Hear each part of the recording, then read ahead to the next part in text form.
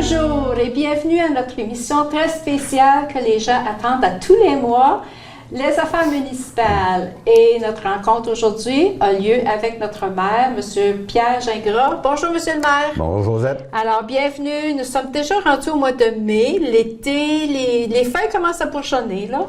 Donc, les gens, on a eu des commentaires que les gens nous avaient manqué au mois d'avril. Donc, désolé, nous n'étions pas disponibles au mois d'avril, mais on est de retour, on est avec vous au mois de mai. Donc, Monsieur le maire, si vous voulez, vous avez eu votre réunion mardi passé, le 10 mai. Exact. Alors, on va passer à travers l'ordre du jour, puis voir quels étaient les points que vous avez discutés à ce moment-là.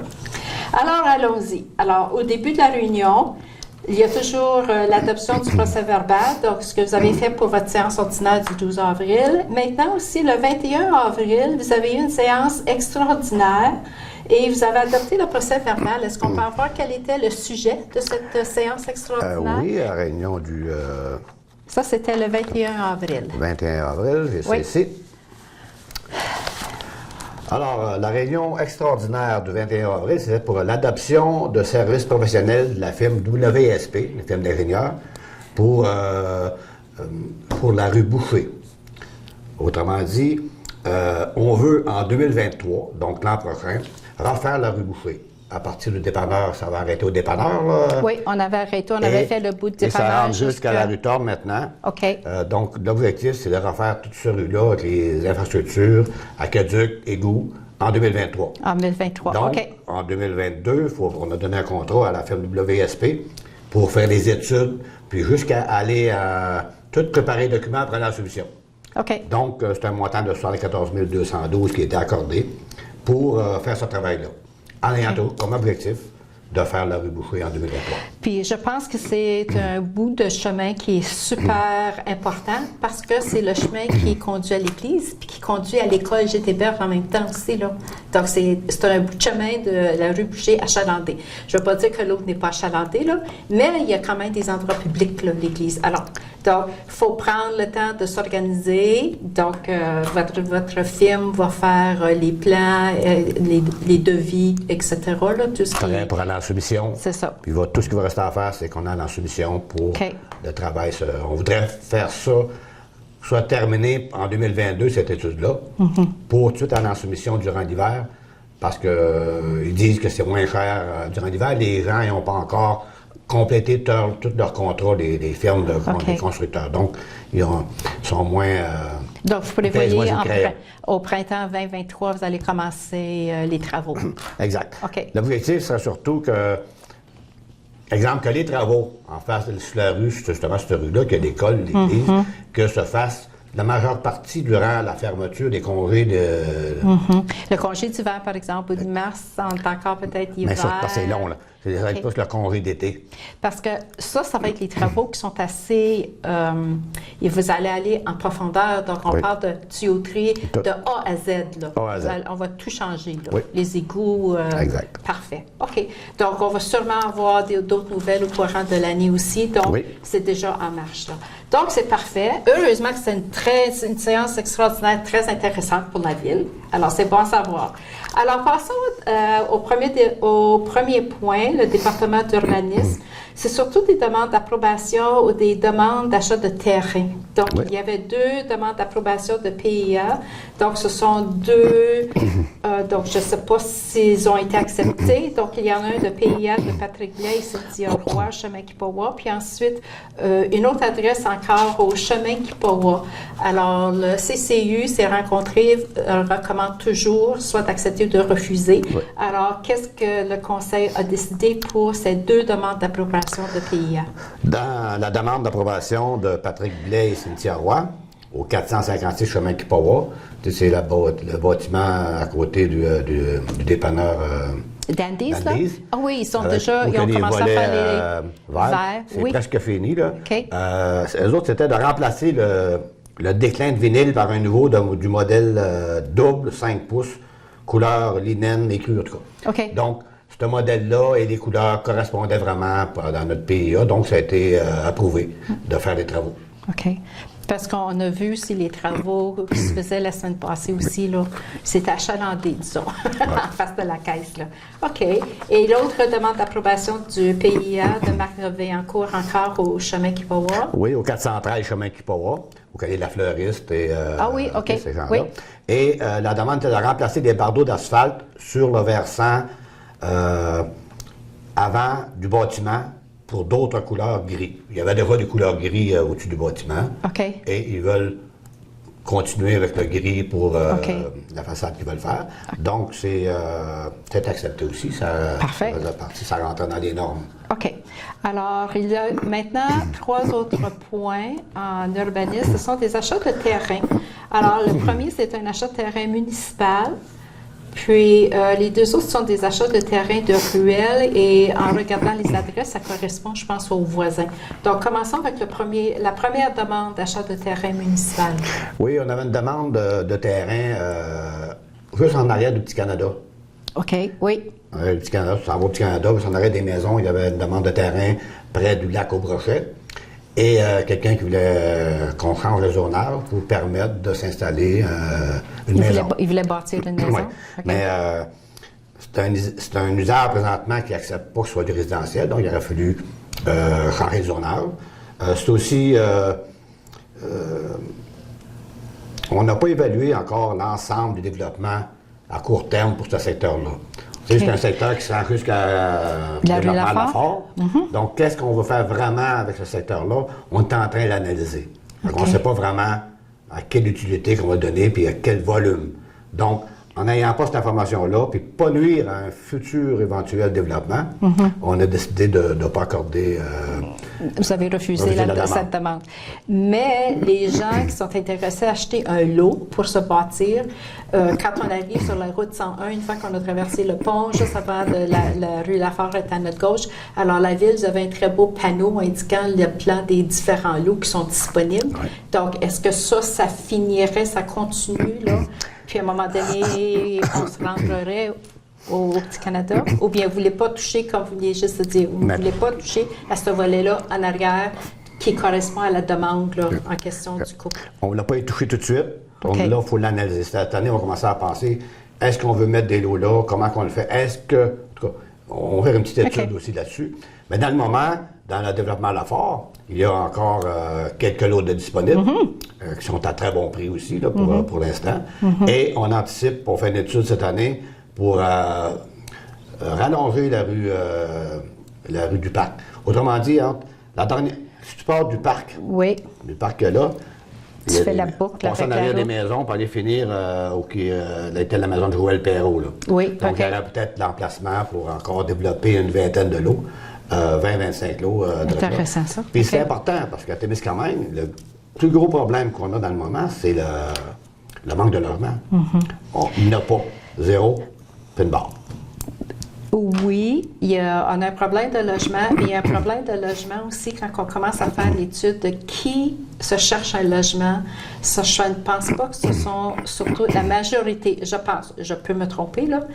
Donc, la majorité, ça peut être des gens, soit qui se cherchent à louer, soit un appartement, parce que bâtir une maison, on sait de A à Z, ça coûte cher, acheter le terrain, puis ensuite, on entend les commentaires des gens avec la pandémie, les matériaux de construction, là, le prix a super augmenté. Bon, OK. Donc, mais c'est vrai, on a un problème de logement, oui, pour les gens, oui, et puis il y a des terrains disponibles pour ces gens-là qui veulent bâtir, mais il y a aussi les autres. Alors, peut-être bâtir, peut-être juste des, je sais pas, des bâtiments à prix modique pour des gens. Tu sais, il y a des familles monoparentales, il y a des jeunes familles, il y a des familles qui arrivent à Témis sans nécessairement acheter, mais ils cherchent à louer. Puis je pense que c'est ça, est-ce que je me trompe? Vous avez parfaitement raison, mais aussi on envisage qu'il y ait des bâtiments, pas seulement des unités familiales, peut-être un bloc appartement aussi. Oui, oui. Mais quand on parle vous savez, quand on parle de logement à prix modique, c'est quelque chose de spécial. Un logement prix modique, ça veut dire que ça prend un contracteur, faut que soit payé le contracteur. Donc, ça prend une subvention quelque part. Je ne sais pas si le gouvernement il y a sûrement dans ses programmes pour permettre à des gens à faible revenu ou qui ont un besoin de se loger. Mais on fait face à ça aussi. Mais je pense que c'est un problème qui est vécu dans chaque municipalité dans le moment-là. Exact. Avec le coût de la vie. On a juste à regarder le prix de l'essence qui a augmenté là, depuis une semaine. Alors, puis la nourriture, tout ça. Donc, tu sais, ça fait boule de neige, puis c'est comme un phénomène domino aussi. Puis ça touche tout le monde. Là. Mais on y pense, Josette. Oui. On y pense sérieusement. On sait que c'est un problème. Oui. Et on y pense, puis on essaie d'évaluer comment. Mais c'est de trouver c'est de trouver. On dit toujours, quand il y a un problème, il y a toujours la solution. Ouais. Mais quelle est la solution? Donc, on fait des recherches pour voir. Parfait. OK. Ça va être encore un sujet sur la table, mais pas mis de côté. Alors, qu'est-ce qui arrive maintenant? Alors, on parlait des deux voisins, un achat de terrain de ruelle. Alors, quelle était la recommandation du CCU pour ces deux demandes? Ces deux demandes-là, ça a été accepté parce que ça devrait être offert à ces résidents-là, tous les terrains en arrière de leur ruelle. OK. À un moment donné, on avait déjà fait enlever des frais de shed. C'est frais de shed, là, oui. La rue Paul-Benoît, dans ce secteur-là. Ces ruelles-là, on a un terrain qui se servait déjà, qui mettait déjà des vieux bâtiments dessus. Bien, on les a offert de tous les acheter. Et il y a des personnes qui ne les ont pas achetés. Puis là, il arrive à ville, notre bâtiment est pas mal, on peut-tu avoir un permis pour le retaper? Là, ils ne peuvent pas. Mais on l'offre de l'acheter. Okay. À un prix, au même prix qu'il y avait... la première offre. Là. La première offre qui était très, très généreuse. Okay. On parle d'un lot qui était 571 $ plus les frais de notaire, puis un autre qui est de... 396 et plus les frais de notaire. C'est ça. Donc, ça permet aux gens qui ont pas trop de terrain de se mettre une petite shed puis de... Puis on connaît ce secteur-là aussi. Tu sors de ta maison, la ruelle est là. Ces deux-là, c'est sur la ruelle de la P.E. Benoît. Bon, parfait. OK. Donc, voilà pour urbanisme. Passons maintenant au loisir. Alors, tout simplement 3 sujets à l'ordre du jour pour le loisir. Alors, la nomination du directeur des loisirs et de la culture, responsable du club de golf de Témiscamingue auprès de la Régie des alcools, des courses et des jeux. Et nous avons eu le plaisir aussi de rencontrer notre nouveau directeur des loisirs lors d'une de nos émissions. Alors, les gens, sûrement, ils l'ont vu là, au canal communautaire. Alors, ça, c'est une formalité, ça aussi, là, pour renouveler le permis, pour pouvoir avoir le bar au club de golf. À chaque année, il faut faire une demande. Oui. Il faut renouveler la demande. Et à chaque année, on nomme le directeur des loisirs en principe là, pour faire la demande au nom de la ville. OK.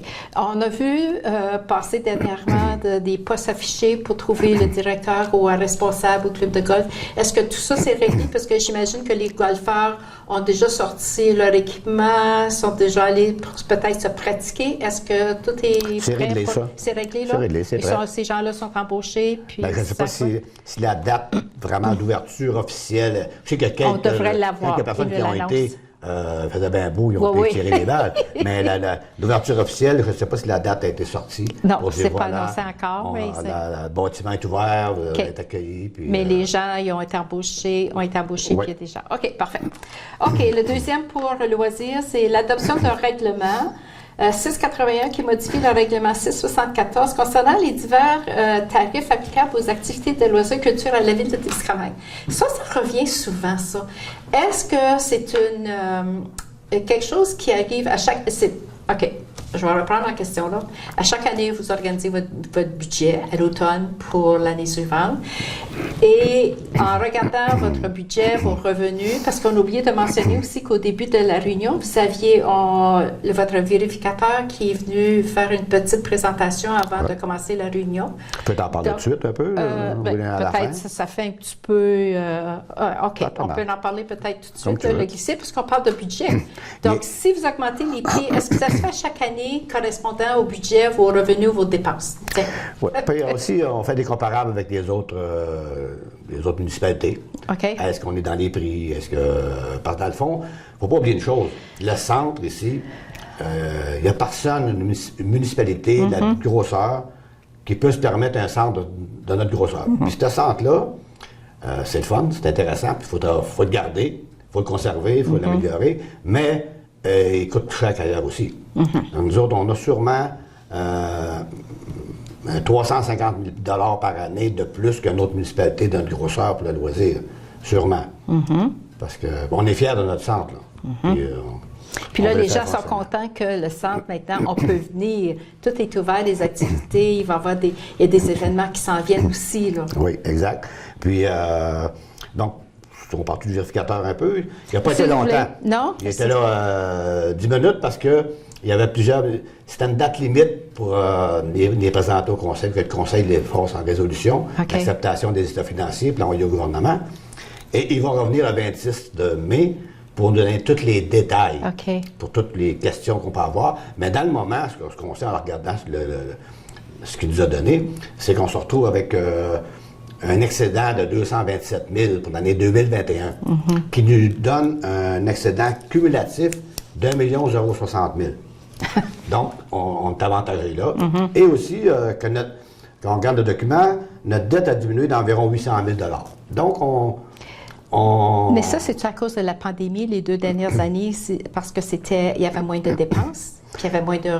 Les revenus, ils sont toujours là, mais les dépenses ont diminué plus que les revenus ont diminué, j'imagine. Oui, à cause de la COVID. Oui, on a eu un bénéfice par rapport à ça dans nos surplus.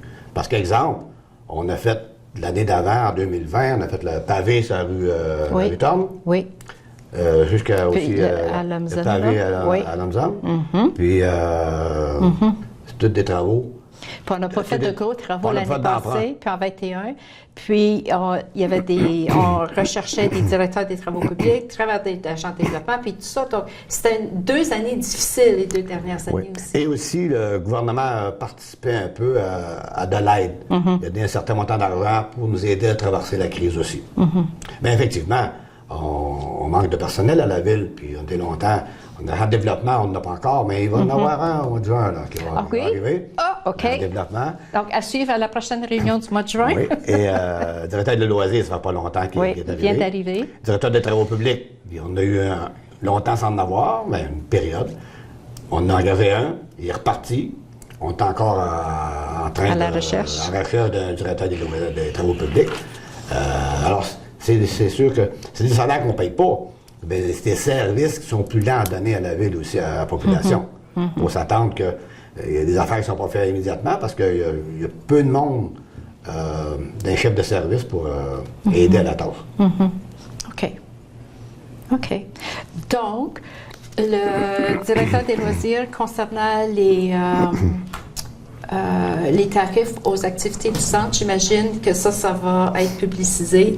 Les gens vont être au courant des nouveaux tarifs. Ouais. Est-ce que ça augmente assez? Est-ce que le taux d'augmentation là, est assez élevé ou bien c'est un 1 un 2 Je sais qu'il y a un prix pour les citoyens de Témiscamingue puis ceux de l'extérieur. Présentement, comment ça fonctionne? Présentement, là, ce qui a été approuvé cette semaine, la semaine passée, c'était... Il n'y avait aucune augmentation, sauf pour le golf, la garde durant l'été des étudiants. Oui, pour, OK. Le camp de jour, ce qu'on appelle. Et location des quais de la marina. C'est les seuls qui ont changé dans le moment. OK. Toutes les autres, c'est à venir. Il va en avoir d'autres plus tard. Mais c'est sûr qu'ils vont regarder les taux pour mais ça, est-ce que les gens vont être au courant, M. le maire, des nouveaux prix? Ça va apparaître, ça va être affiché dans la salle en rentrant. Et ça va apparaître aussi sur le site Internet de la ville. OK. Puis, est-ce qu'il va y avoir, parce qu'on a reçu dans notre casier postal, au début de l'année, la feuille représentant le budget, les détails, pas nécessairement les détails, mais le plus gros du budget. Donc, ça, c'est super intéressant en français puis en anglais. Donc, parce que c'est toujours intéressant d'avoir ce petit, j'appelle ça un petit journal, c'est juste un feuillet, une feuille, là, mais c'est quand même intéressant pareil, là. Et c'est pour ça qu'il y a du retard pour en avoir d'autres. C'est pas publié moins souvent qu'avant à cause d'un manque de personnel. C'est correct. Mais la liste de tous les taux des loisirs, c'est un document assez épais avec tout. Fait que ça ne pourra pas paraître dans ce petit journal-là. Donc, c'est pour ça qu'il va être sur le site Internet et il va être affiché. Parce que Je vais le montrer. Le document, là, c'est... je vous crois, M. Le maire. OK. Mais d'abord, on peut venir quand même au centre. C'est pas tellement dispendieux, mais on peut venir en profiter des services qu'on a au centre. Ouais. OK. Le troisième point pour les loisirs, c'était obligation et processus relatif à la signature d'entente entre la Ville et le gouvernement du Canada. Ça, j'imagine, est-ce que ce sont pour les activités de la Fête du Canada? Celui-là, c'était pour le patrimoine. C'est un 4 000 de contribution, au fond, pour la présentation des arts. Présentation des arts. On parle de la musique de la gare? Spectacle, peut-être. Ah, OK. En tout cas, c'est un montant de 4 000 $. Pourquoi il faut faire cette proposition-là? C'est que ça vient du gouvernement fédéral. Puis quand le gouvernement fédéral accorde une subvention, nous autres, après ça, on prend une résolution, la résolution qu'on fait là, c'est pour demander au gouvernement provincial d'accepter que le gouvernement fédéral nous donne de l'argent. OK, c'est ça. Il faut demander la permission à maman pour que papa nous donne l'argent. C'est ça. Je ne sais pas pourquoi j'ai dit ça, là, mais ça me fait penser un peu à ça, là, tu sais, là. Mais le 4 000 $, est-ce que parce que vous prévoyez quelque chose, vous avez fait un budget quelconque, l'activité, le projet, puis ça va coûter 4 000? Pourquoi le montant de 4 000? Ou bien c'est ça que le gouvernement fédéral Vous ne pouvez pas là? être au fond des choses. Non? C'est peut-être une subvention qu'ils ont demandé. OK. Puis ils ont été au maximum, sûrement, puis il y a eu 4 000 Puis d'habitude, dépendant de l'activité, il y a un certain montant qui est alloué, donc c'est peut-être ça le montant. OK, à suivre. OK, c'est parfait. Alors, on a autorisé le directeur donc, papa a dit oui, maman a dit oui. OK, correct. OK, passons à la sécurité publique. Puis il y a des fois, il faut prendre ça en sens d'humour, là, parce que des fois, c'est pas vraiment... ça peut être stressant. Des fois, votre travail, M. le maire, mais vous avez toujours encore le sourire. Donc, on continue. Peut-être les jeunes écoutent, puis vous autres aussi, là, vous amusez. Le jour que j'aurai la tête basse et que ça ne marche pas, là, vous me direz, OK. je ne reviendrai plus. Non. Là, les gens, ils vont nous appeler, ils vont nous envoyer des courriels, ils vont nous dire. Alors, grâce à vous autres, on est là. OK, on continue. Sécurité publique. Alors, vous avez embauché un pompier à temps partiel? Oui, il s'agit de M. Jake Saint-Jean, à titre de pompier à temps partiel. C'est qu'il y a toujours du renouvellement, du monde qui quitte, puis donc il faut les remplacer. Oui. OK. Adoption du rapport d'activité annuel, donc de 2021, donc 4 ans, donc j'imagine que c'est la 4e année, là, pour le plan de mise en œuvre du schéma de couverture de risque en sécurité civile, en sécurité incendie. Oui. Puis ça, je pense, c'est une formalité aussi, là, de renouveler. Formalité, il faut envoyer ça à la MRC, qui inclut le rapport pour remettre au ministère de la Sécurité publique. C'est une formalité. OK, parfait. Alors, il y a eu dépôt de documents de l'année 4. OK. Développement économique et touristique, 2 points. Alors, il y a une demande de M. Jamie Robinson d'un achat d'un lot à la baie Thompson. Alors, pourquoi c'était pas dans l'urbanisme, ça? Non? Parce que c'est un achat de c'est un terrain qui est déjà localisé pour être vendu. Là, c'est pour OK.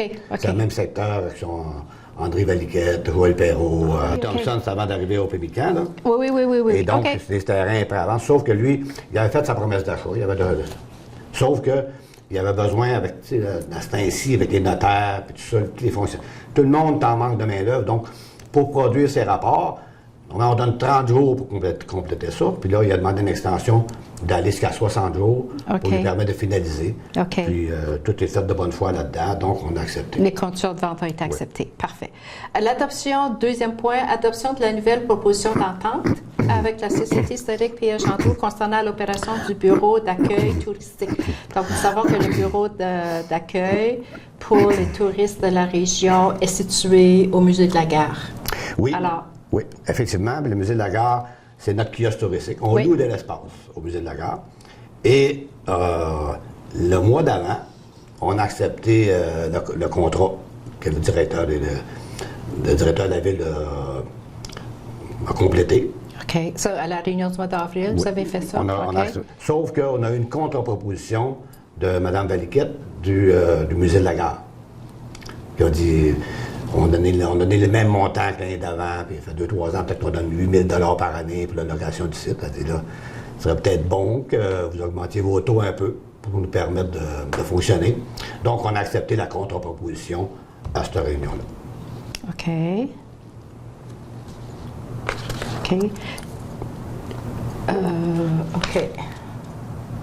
J'essaie de comprendre.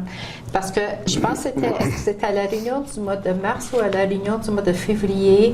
On en a parlé aussi du musée de la gare. Est-ce que c'est pour une nouvelle exposition qui va avoir lieu? Ça, c'est le musée. Parce qu'on l'a vu lors d'une de nos émissions ici, là, à la télé. Oui. Puis, les gens... Donc, est-ce que ça va être prêt pour la fin de semaine des retrouvailles? Êtes-vous au courant? Je ne sais pas, peut-être c'est hors sujet. Non, l'exposition... Ce qui a été voté, c'est une exposition qui ne sera pas prête cette année. C'est une exposition qui va être parce qu'elle demandait un certain montant d'argent, je pense, de la ville. Il y a aussi une exposition temporaire qu'il va y avoir cet été. Je ne sais pas si c'est prêt, ça. OK. Sauf que là, l'autre fois, c'était pour le musée, là, une subvention sur une subvention totale de 500 000 qu'ils vont aller chercher du gouvernement, beaucoup de sommes d'argent. Et ça, c'était ça qu'on a parlé. Mais là, maintenant, il dit, maintenant, le petit local qu'on vous louez toutes les années, pour donner le service, c'était ça qu'il parle. OK. Et travaux publics, aucun point à l'ordre du jour. Et nous passons à l'administration. Donc là, on parle de budget, le premier point. Donc, les dépenses aussi pour le mois d'avril. Donc, je pense que c'était dans la norme, le 535 000, j'imagine, à peu près, si j'arrondis, là. C'est ça. Environ ça, c'est normal. OK, parfait. Ensuite, là, vous avez fait le dépôt de l'État des revenus des dépenses comparatifs. Puis ça, c'est normal, vous faites ça à tous les mois aussi pour pouvoir comparer aussi si vous êtes dans les normes. Ensuite, il y a une demande de la Maison de la famille de Témiscamingue. Quelle était cette demande, M. le maire? La Maison de la famille, c'est que nous autres, dans les années passées, à chaque année, la Maison de la famille, ça n'a pas des gros budgets. Puis dans le fond, c'est un besoin en ville d'avoir ce modèle-là. Et s'ils prennent une salle pour faire des activités, parce que on aurait de la mère qui dit on ne peut pas louer des salles gratuitement. On les fait payer et elle demande si on peut les subventionner. Autrement dit, leur remettre le montant d'argent dans le fond. On les subventionne et c'est ce qu'on fait à chaque année. OK, parfait. On a accepté ça. OK.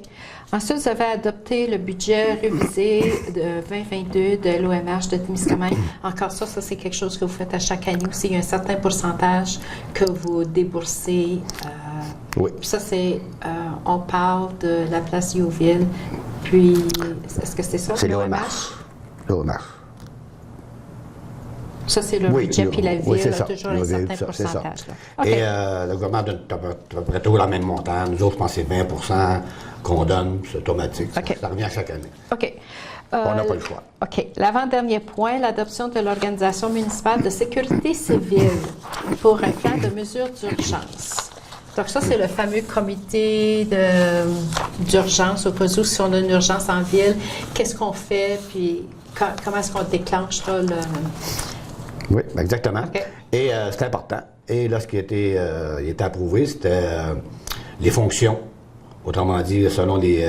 comme les responsables missions, de chaque... Responsables pour la communication, responsables des missions, comme des incendies, qui est sécurité des personnes, travaux publics et transports, usine d'eau potable, télécommunications informatiques, communication. Là, il y a des gens responsables à chaque département, chaque mission, avec des adjoints.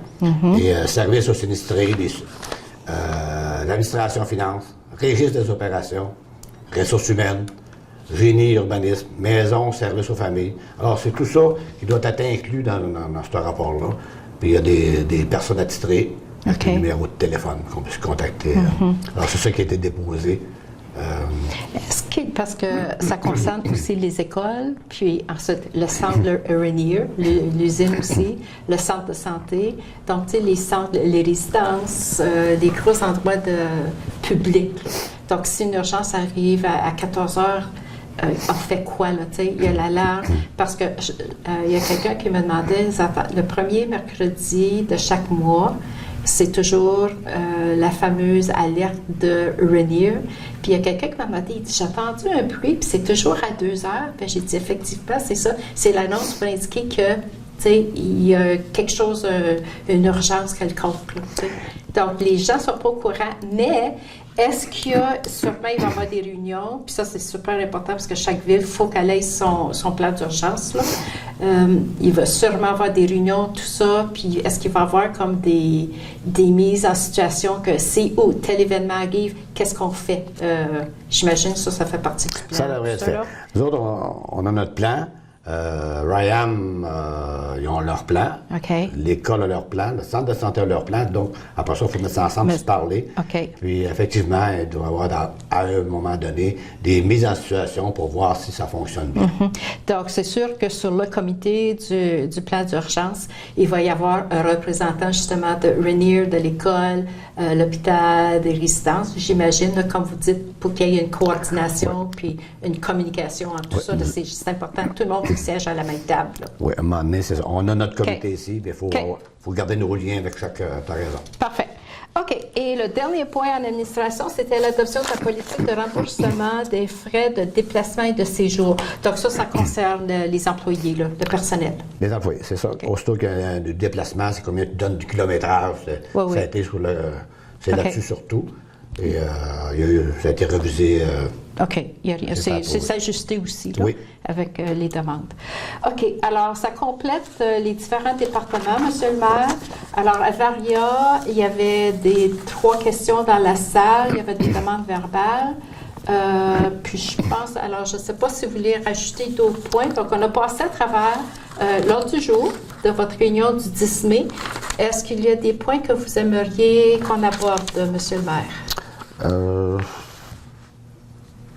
Est-ce qu'on parle des demandes verbales? Oui, non? Parce que les gens, c'est juste des fois des questions. Bien, il faut en parler. On a eu... parce que il y a... Demande verbale, vous t'en d'un point, c'est demande verbale? Bien, je pense, celle qui est la demande verbale que j'ai aimée, puis je pense que tout le monde dans la salle était d'accord avec cette demande, c'est les fameux trottoirs sur la route 101. Alors, je pense est-ce que c'est la première fois que quelqu'un vient en parler à la réunion? Je sais que vous venez d'arriver depuis le mois de novembre, mais lors des autres réunions, je pense pas qu'on ait dû faire une demande verbale formelle à une des réunions publiques. Alors, est-ce que c'est quelque chose que le Conseil envisage? Est-ce que vous êtes intéressé? Parce que, premièrement, la route 101 du pont, jusqu'à la sortie, là, puis, l'affaire. Est-ce que ça, c'est un terrain municipal ou bien ça appartient à comment ça fonctionne? La route 101 appartient à qui? La route 101 appartient au ministère des Transports. Bon, OK. Concernant la demande qu'il y a eu, ce même secteur-là, c'est la même personne qui vient. Il est venu à la dernière rencontre. Ah, OK. Et il est revenu en avril. Et il est revenu en mai aussi pour poser à peu près les mêmes questions. Il va peut-être revenir au mois de juin aussi.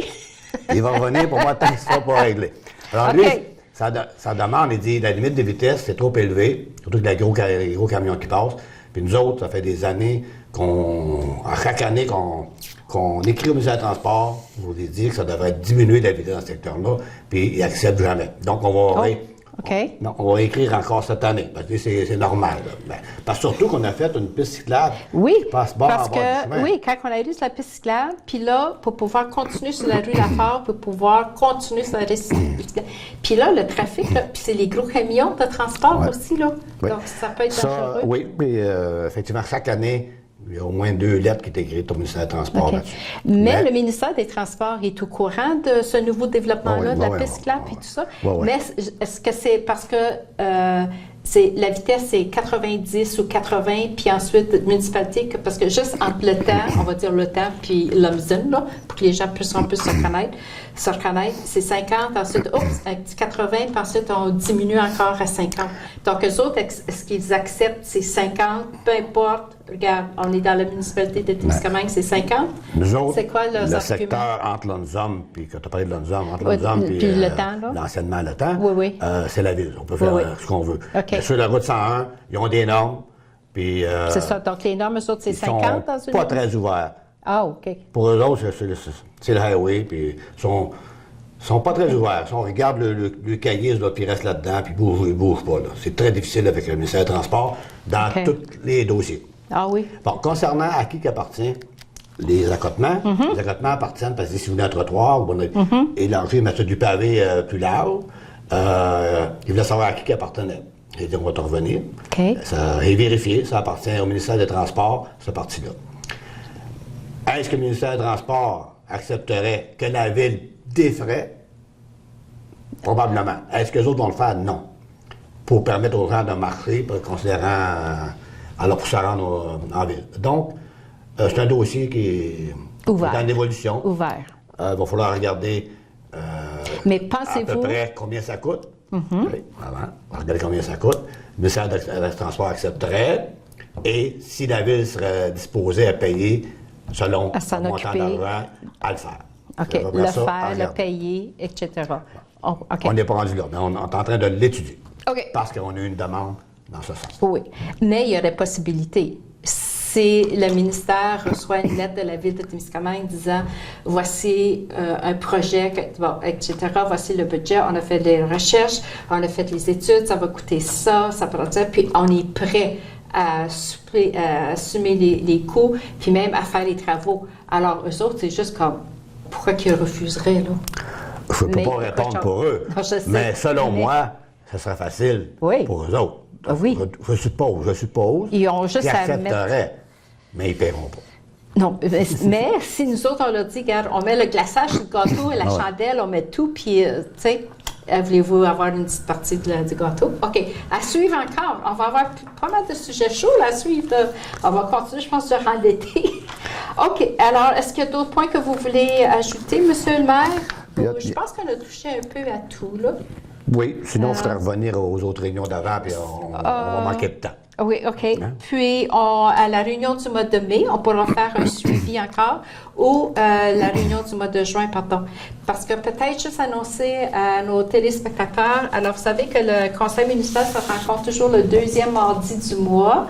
Exceptionnellement, pour le mois de juin, la réunion va avoir lieu le 1er mardi du mois, donc ça veut dire le 7 juin. Alors, vous pouvez mettre dans votre calendrier, votre agenda, réunion municipale, salle des jardins, réunion publique, 7h à 7h, oui, 19h, 7 juin. C'est ça, M. Effectivement. OK, parfait. Alors, sur ça, je pense que vous allez probablement, le 7 juin, est-ce que notre nouvel agent de développement va être arrivé? Le nouvel agent de développement, il est prévu arriver à la mi-juin. Ah, mi-juin? OK. OK. Pourquoi? Une des raisons, c'est qu'il n'y a pas de logement à Témiscamingue. Oh, non? Ah oui? Là, il y en a un va trouver qu'il risque. Heureusement qu'on en a parlé tantôt. On va essayer de régler le problème pour accueillir notre agent. Le directeur des loisirs qui est arrivé ici, là, c'est le même problème. Il doit vivre à Ville-Marie, il voyager ici. OK. Parce qu'il n'y a pas de logement. Le directeur de travaux publics qu'on a eu, il a fallu travailler fort pour y trouver un petit coin. Mais le prochain qu'on va engager encore, il va falloir trouver un endroit pour loger.